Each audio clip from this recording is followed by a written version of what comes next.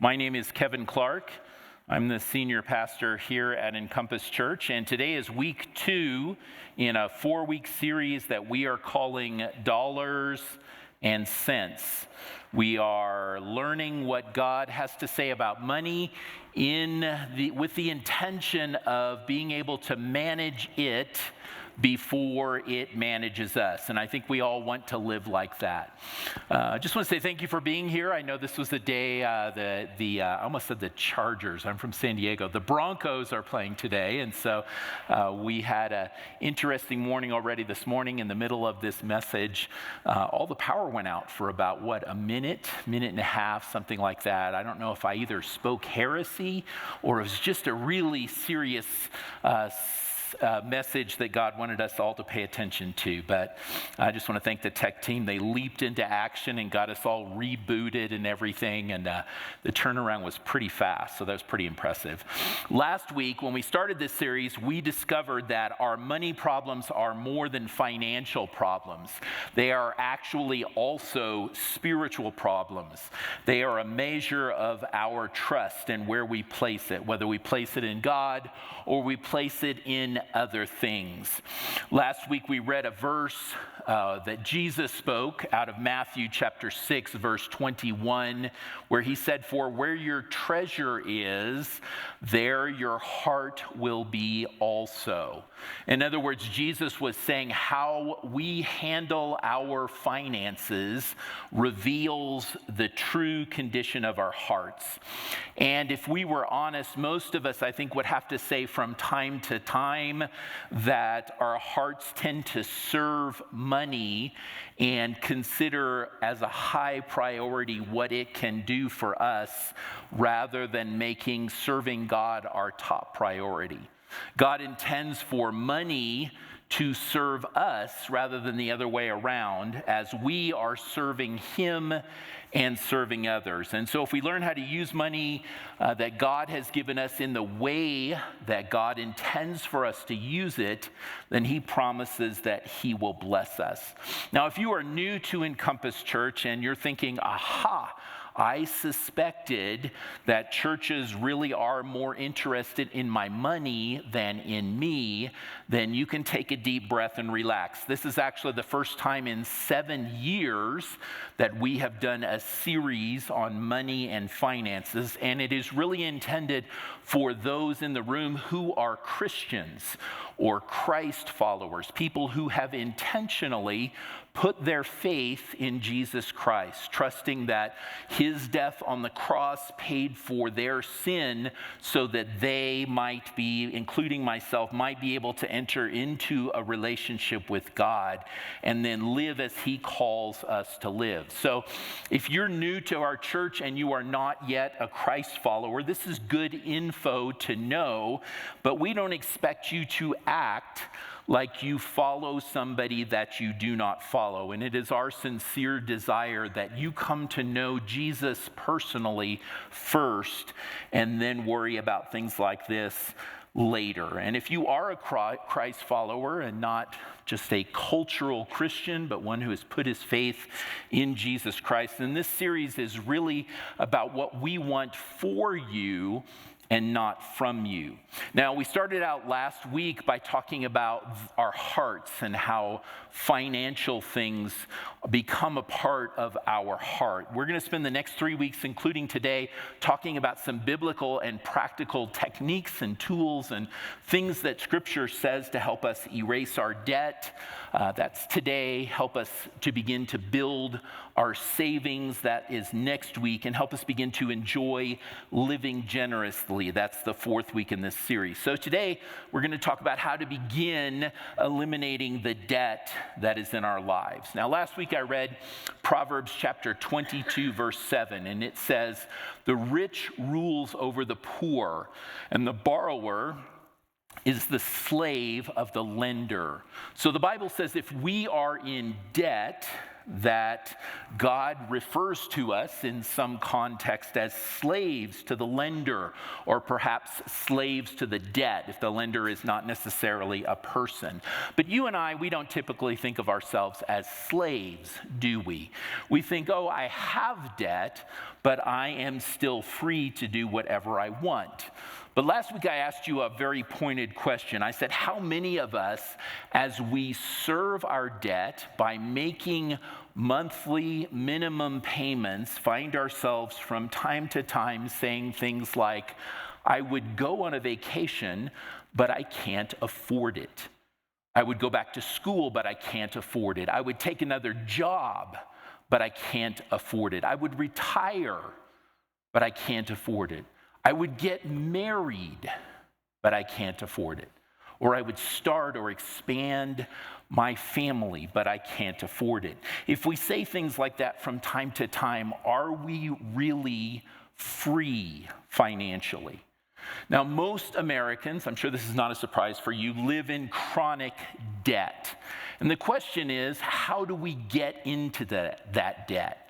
Some of us encounter unexpected circumstances like a job loss or a health crisis or maybe a marriage collapse. And those things propel us very quickly and unexpectedly into debt. But the truth is that most of us chose to enter into the debt that we are in. And to quote an often used but still accurate phrase, we buy things we can't afford with money we don't have to impress people we don't like and to satisfy longings those things can never satisfy. Most of the time, we choose debt. Now, Proverbs chapter 13, verse 7 says, one pretends to be rich, yet has nothing. We refuse to live within our means. Now, Dave Ramsey is a Christian author and the originator of a course called the Financial Peace University, which we will be offering later this year. And he puts it this way: we refuse to act our wage. How do we live within our means? How do we act our wage? How do we begin to get out of debt? Just like we chose to get into debt, we have to choose to get out. We have to choose to embrace three values that might be new to us. Now, I'm going to admit up front that I borrowed and modified the wording of these values from a pastor named Doug Damron. He's a pastor of a church in our network of churches up on the north side of the Denver area in Brighton. And I loved the way he expressed these values in a way that I actually thought was fairly memorable for me. And so I hope you have the same experience. So let's kick off those three values. Number one is to get out of debt, we must embrace the value of self-control. Now, you will probably notice during the course of this series that I will use Bible verses from all over the biblical book of Proverbs. Proverbs has more to say about finances than any other book in the Bible, and it was written by the richest man in human history. If you adjust for the economy of the world and things like that, by far the richest man in human history. His name was King Solomon, and Proverbs has 31 chapters. So if you read just one chapter a day for an entire year, you would get through Proverbs almost 12 times. You'd have to read a few extra chapters at the end to make it exactly 12 times. And you would know more practical wisdom about money than most Ivy League MBAs. Proverbs chapter 25, verse 28 says, "A man without self-control is like a city broken into and left without walls." Now, in the ancient world, cities of larger size usually had walls built around them to protect them. And if they did not have walls, they were essentially defenseless against an army or force of any size. Proverbs says when we live financial lives that have no self-control, Like a city without walls, we leave ourselves defenseless. We are vulnerable to enemy attack. The enemy of our souls, Satan, cannot take away our salvation from sin once we are followers of Jesus, once we have committed to him by faith. But he can make our lives miserable by injecting worry and stress into our day-to-day situations in place of peace or joy. And one of his best tools for doing that is enticing us to make bad financial decisions. And when we make bad financial decisions, they have a profound impact on the things that are actually good in our lives. Now, in an article which appeared on the website marriage.com last year, an article about reasons for divorce, it said 41% of divorced couples cite financial stress as the final straw in their decisions to end their marriages. Is that a coincidence? No, it is not. Satan is a master at using our tendencies to undermine what God has called good, like our marriages. And if we tend to lack self-control financially, it's essentially the same as us handing Satan the keys to the car of our marriage, our family, and our peace. If we want to get out of debt, we must embrace the value of self-control. What does that mean we need to do? Well, first, we must realize that every advertisement you have ever seen is designed to encourage you to buy what you want now, regardless of your debt situation. And despite what they tell you, there is no marketing agency on earth that wants to help you live a better quality of life. If they really did want that for you, they would tell you, don't buy this if it means it will add to your debt. Now, I love football. It makes me anxious whether or not my DVR is working right now at this very moment. And this season is actually my favorite sports season of the year. And I also love trucks, and I'm sure that's not something that I'm alone in this room based on what I see in our parking lot on Sunday morning. I have noticed that every televised football game is filled with new truck ads. They know their audience, and many of them offer 0 down and 0% loans. What they don't say in the ads is that only a very select pool of people with the absolutely highest level of credit are eligible for those loans. When you arrive, having already decided that you are ready to buy a new truck, you discover in most cases that your rate and your terms are different. But since you decided before you left home that you were coming home with a new truck, you choose to buy it anyway. After all, they say, it's only a little bit more than the ad promised.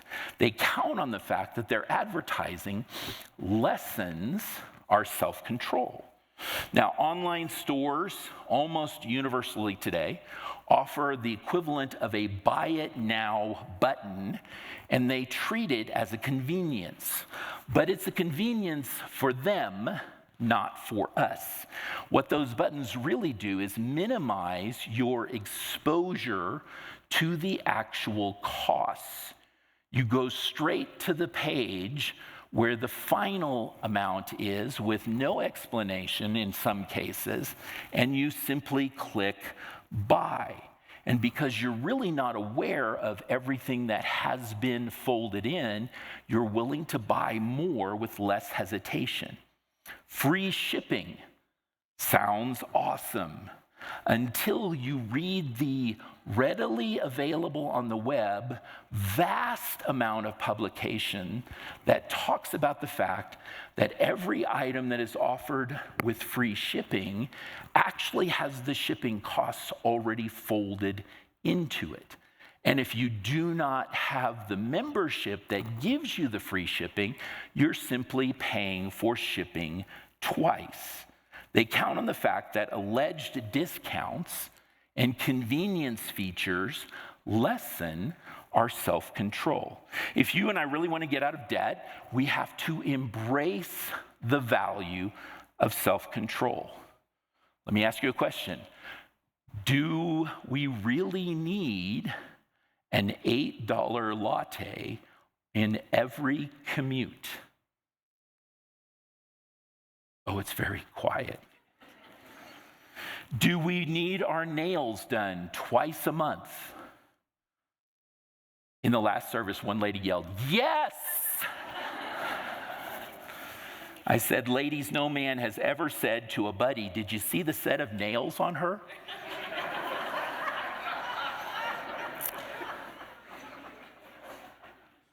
And just so I'm not accused of being biased, do we really need 2 new guns every year? Men, no woman has ever said to her bestie, "Did you see the caliber he's packing?" Now, if we say to ourselves, "I do those things for myself, they're just for me, they're not for anyone else, I don't care if anyone else is impressed," then we can say no to ourselves in order to embrace the value of self-control in our financial lives. Now, years ago, I heard a wise man say, if you're planning a big purchase like a car, first calculate your total cost once you have paid off the entire loan. And once you know that amount, then wait 1 day for every $1,000 that you plan to spend.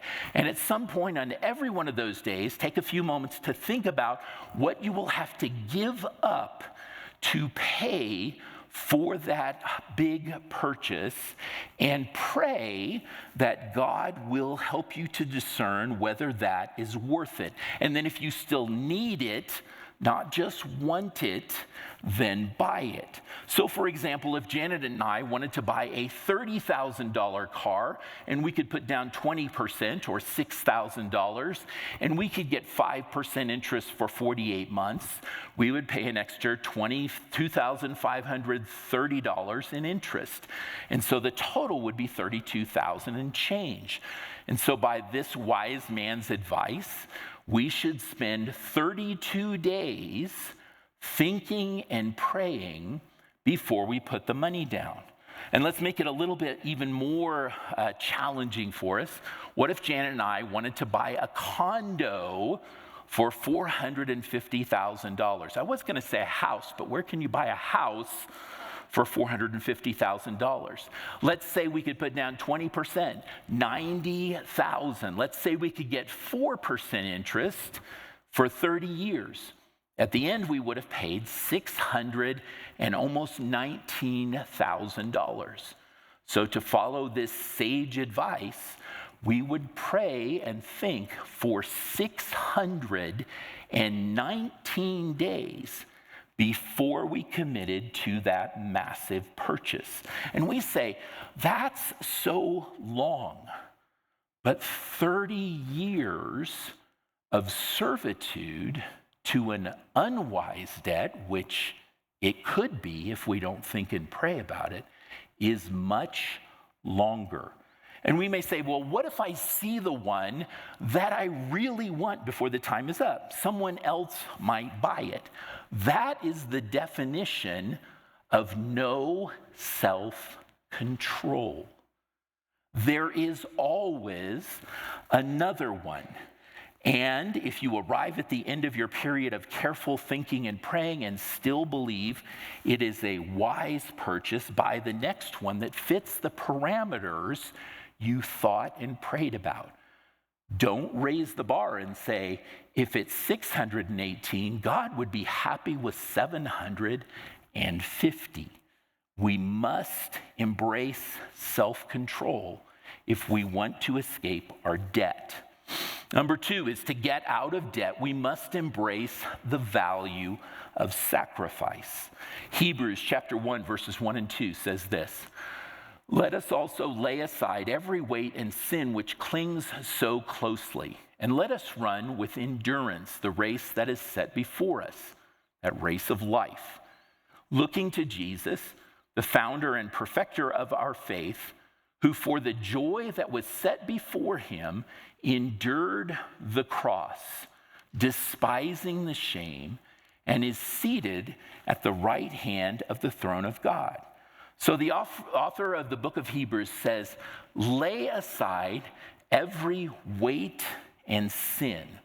Now, is it a sin to desire nice things? No, it's not. Not if your reason is a good one. And by a good one, we might say, if your reason is to please and honor God with what you have purchased and not just to please and honor yourself. Desiring nice things is not necessarily a sin, but our desires can still be a weight that is placed upon us to keep us from better things that God might plan in and for us. Jesus was offered the opportunity to rule the entire earth by Satan at the beginning of Jesus' ministry. He chose instead to endure the cross, despising the shame. Why? He did it, the author of Hebrews said, for the joy that was set before him, the joy that was coming in the future. He knew that if he honored and pleased God by following God's will, that one day he would be seated at the right hand of the throne of God. Jesus sacrificed the lesser benefit for the greater in the realm of spirit and truth. To get out of debt, we must embrace the value of sacrifice like Jesus did. We must choose to give up the lesser benefit for the greater in the realm of money and finances. Now, to sacrifice is to give up something that we would desire right now for something that we desire more that will come in the future. What could you and I sacrifice right now or ruthlessly eliminate right now to get out of debt so that we might experience better what is coming in the future? Could we give up eating out as often as we do? Could we give up going to the movies? Could we give up the fancy vacations? Could we give up the top of the line newer car? Could we give up the sports package and the higher speed internet? I know that's heresy, so I didn't really mean that one. Our daughter, Taylor, graduated from college and started a new job about 3.5 years ago. And she works very hard. She earned several raises. She lives at home with us, and she literally saves almost every single penny. Her only what we might think of as frivolous expenses are occasional concert tickets that she goes to with a friend or dinners out with a friend. And then last year she went on 1 2-week vacation to the United Kingdom with her best friend. She would love to live on her own, but she has chosen to ruthlessly eliminate her student loans and her casual expenses in the belief that one day in the not too distant future, she will be able to have a place of her own. In 3.5 years, she has saved double her annual starting salary. If she was spending her money on selfish things, Janet and I might say, hey, you need a reality check here. You need to move out. You need to go see what the real world is like because you spend all your money in silly ways. But she doesn't do that. And we know that not every young person has the advantages of being able to do what we have given her the advantage of being able to do, living with us the way that she does. But we also know that there are some young people who have those advantages and do not use them wisely. Now, we can't take credit for Taylor's choices. She is her own person. She does what she wants to do. But she, in this season, has chosen sacrifice in the belief that it will mean financial freedom later. And if you're a young single guy happily living in debt, do not ask me for her number.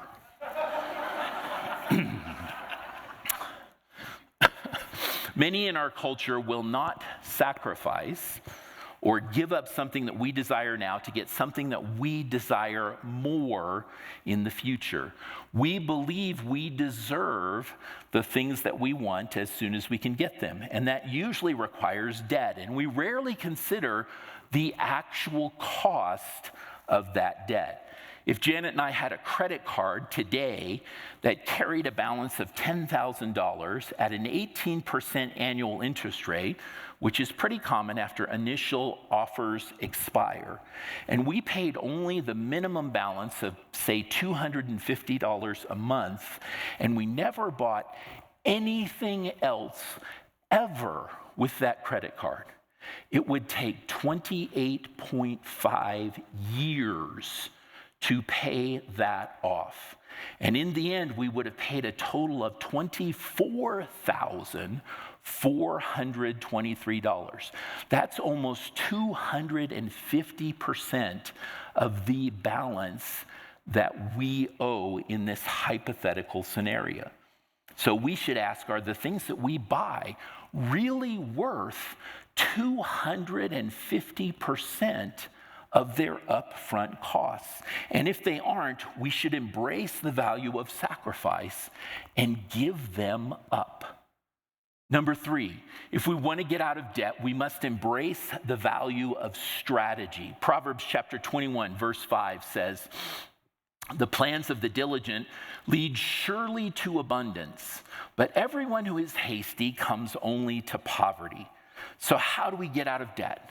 We put the plans of the diligent, slow, steady plans that have proven to work into play.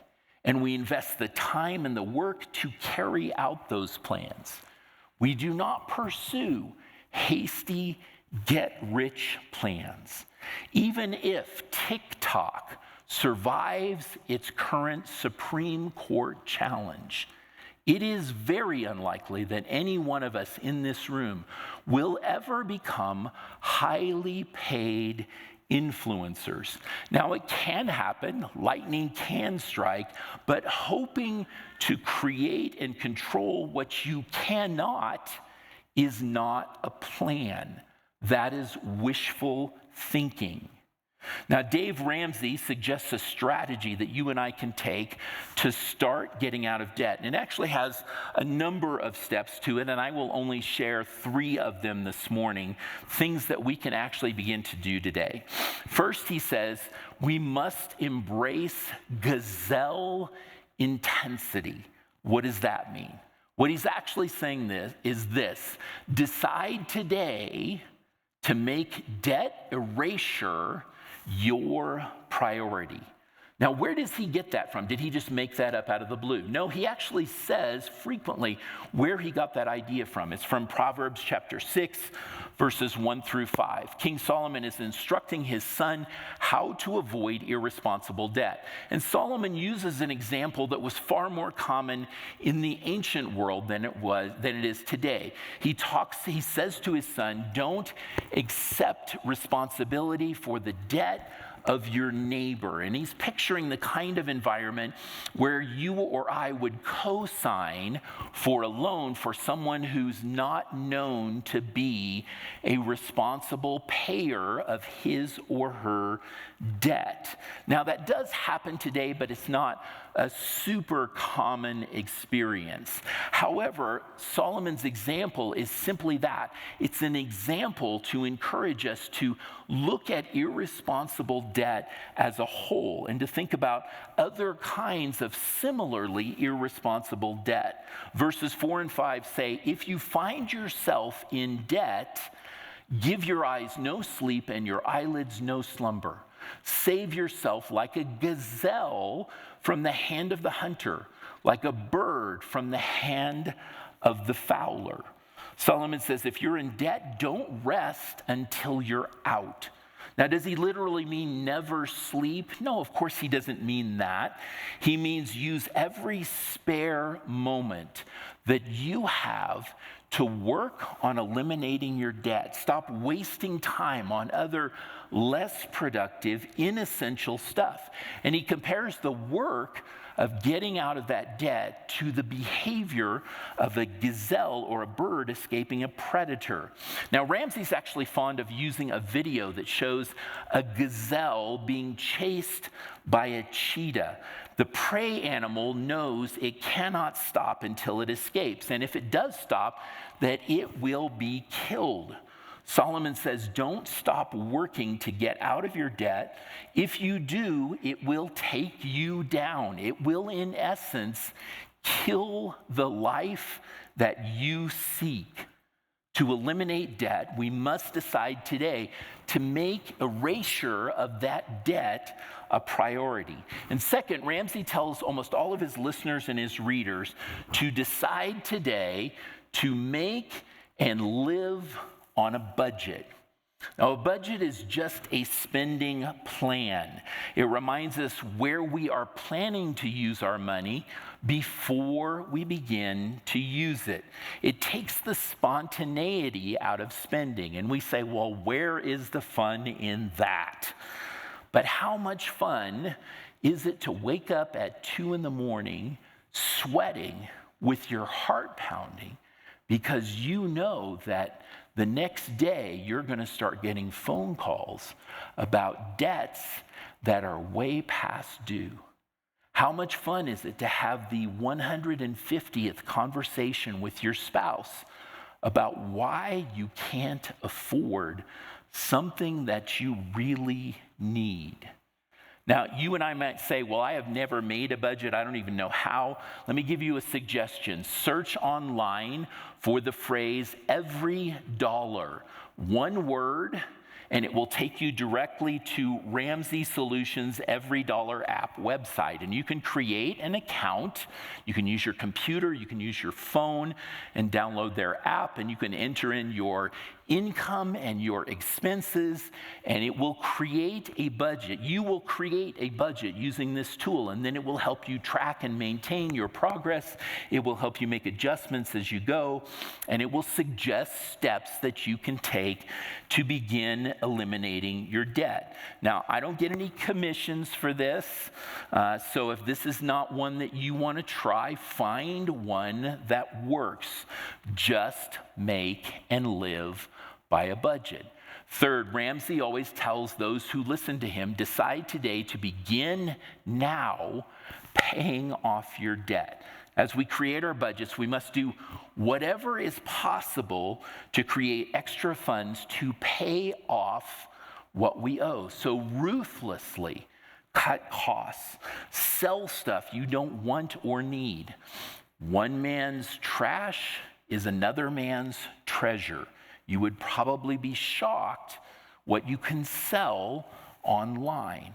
Get a part-time job, but one that pays today, not the dream gig that if you work on it for the next 3 years will one day produce an income for you. And then try what Ramsey calls the debt snowball method. There is a link to that method in the small print in your sermon notes if you would like to read more. But let me show you on the screen a simplified version of the steps for the debt snowball. First, you list all your debts and you put the smallest one at the top and the biggest one at the bottom, regardless of interest rate. Actual money owed is what you need to list. And then you begin paying minimum monthly payments to all but the smallest one. And then you sock as much extra money into the smallest one as you can until it is paid off. And then you go on a wild vacation and blow thousands of dollars. No, you don't. Then you take the money you were spending monthly to eliminate the smaller debt, and you roll it over monthly and begin to pay off the second largest. And you repeat this process until all of your debts are paid. Now, why not start with the highest interest rate debt? Why would we start with the smallest balance? Ramsey will say it's because it's psychology. It's like a weight loss program. In the first week, they tell you you can only have 500 calories a day. And like it or not, you're going to lose 10 to 12 pounds in that first week. And then and only then will they let you have 1,000 calories a day, because they want you to feel like you have seen progress. If your biggest debt is also your biggest interest rate, and you start with that, you will not see the progress, and you are far more likely to give up before you actually see anything good happen. Does it work? Thousands of people have used this method and eliminated their debt. Now, is Ramsey Solutions the only option out there? No, of course not. It's not. But his is one of the better known today, and he does base what he teaches on things that are taught in Scripture. And there are other organizations that also do that. And if you won't choose his method, choose another one with proven results. Don't do what your cousin Vinny tells you to do, who has a second mortgage and an $800 a month auto lease. And don't say to yourself, I will create my own plan. If you were going to do that, you'd already be out of debt. Use something that has been proven to work. To get out of debt, we must embrace the value of strategy. Why do we want to do this at all? The truth is that most people who sit in a message like this, they go home and they say, wow, that was interesting, and they change nothing. And they continue to live at the same level of debt, and they continue to add to that debt. And then 3 or 4 years later, they say, we should listen to another message like that. And they don't change anything. And they don't realize what they're missing. They don't realize that all the work, all the time, all the emotional investment, all the relational stress, all the anxiety and the sleepless nights are keeping them from experiencing the relationship with God that He wants us to have. And on top of that, we miss out on the opportunity to see God use us in ways we may have never expected that we could be used. You cannot serve two masters, your debt and God. Jesus said that somewhere. We talked about that last week. And so let me encourage you. This is meant to be practical. Don't just file the notes away somewhere. Go home today, talk with your spouse, and take the first steps.